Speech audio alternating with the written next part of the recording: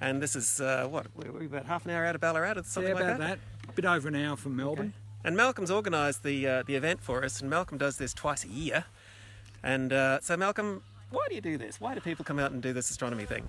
Well, why I do it is basically I love the night sky, and there's always something new to find, something new to find, a new way of looking at things, new way of imaging them if you're into that sort of thing, and there's always something out there to see that you haven't seen before, and quite often a lot of stuff that a lot of people haven't seen before.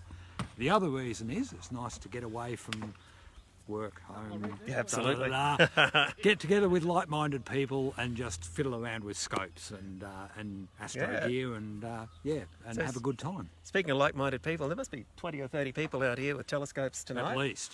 And some of them are doing some astrophotography. As we just pan around here just for a moment, you can probably see a bunch of telescopes behind me and beside us. We'll just pan back now so we can continue our conversation. And so, Malcolm, when I first met you, you're a visual guy. Yes. And just for those who are interested in that kind of stuff, they're the people who actually look at stuff. Through the eyepiece. And now you've gone down the dark side. I've gone a bit dark side, yes. Taken a few photographs of somewhat varying quality, but it's all good. I still do visual, and I do imaging. I'm one of the rare beasts that does both. Wow! And we've got a couple of us here. Paul over here has his big dob as well as his imaging rig, and runs back and forth between the two, which normally I do. Let's walk over there and have a look at it, shall we? So, is it an easy road to go from visual to? Well, it helps that you already know your way around the night sky. Yep. And you start talking about let's pan around here, so objects that you can image. You can see another one of these wonderful big telescopes behind us here, folks. This is what they call a Dobsonian. This is Paul's 18-inch Dobsonian, which is fully go-to, so he basically presses a few buttons and it will point at an object in the sky. Fantastic. And being big aperture, there's a lot of things that you can see with this sort of scope. We've got other scopes here that are smaller, and in the dark skies that we get here, you can see a hell of a lot.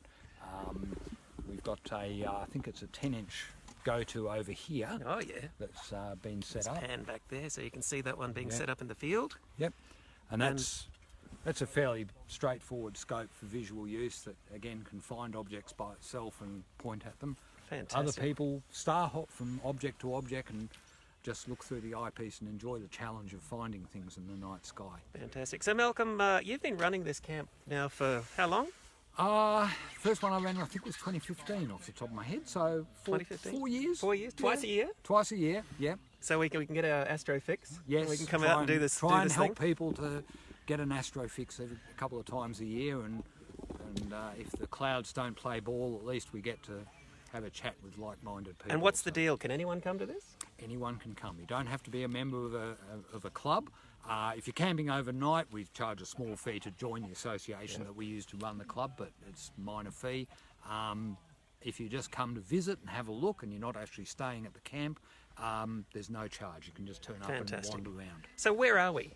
In case anyone wants to know. We're at Snake Valley, which is a small township outside of Ballarat. So it's not full of snakes? It's not full of snakes. It's called Snake Valley because the creek that runs through it winds like a snake. So don't have to worry about, we've never seen a snake here, so you're perfectly safe. And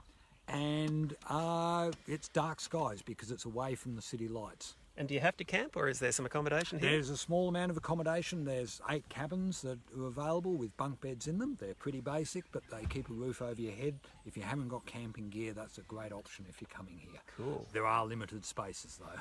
Now, every time I've been here, Malcolm, this must be my 5th or 6th time, I think. So, yeah. It's a pretty relaxed environment. It's friendly. Yep. Everyone's happy. No one's too precious. Jen over there, she's a regular. She gets to play her music, so we can hear, everything from the 70s and the 80s all night. Occasionally she plays a Prince song for some reason. Oh, yeah, that's right. Yeah. Don't know why. She's fond of him. Seems to like Prince. All right. So hopefully, guys, we're going to have a good night. There were some clouds and some rain about, but it looks like it's going away now. So what do you reckon, Malcolm? It's looking pretty promising. We're in luck? I'm hopeful that we'll see some stuff tonight and see some images come out of all the scopes that are being set up here. Fantastic. All right, guys. Well, hope you enjoyed having a bit of a look at Snake Valley, and we'll take some photos and get back to you later. Take it easy. Fantastic. See ya.